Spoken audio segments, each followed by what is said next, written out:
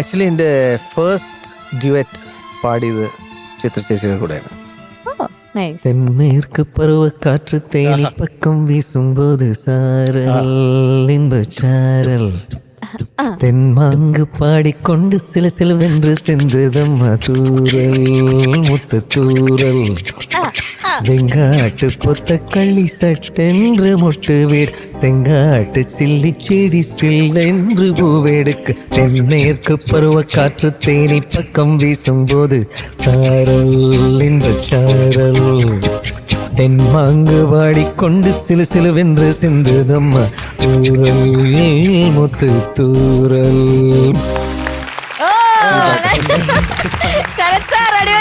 എന്നുണ്ടായിരുന്നു ഞങ്ങളുടെ ബാക്കിങ്? അത് പൊളിയായിരുന്നു കേട്ടാ, അടിപൊളി. ഉണ്ണി നോക്കി മറ്റേ ശ്മശാനത്തിലൊക്കെ ഒന്ന് പാടുന്നു ഒറ്റയ്ക്ക്. എന്നാ ഞങ്ങള് ഇതാണ് എൻ്റെ ഫസ്റ്റ് സോങ് ചേച്ചിയുടെ കൂടെ പാടിയത്.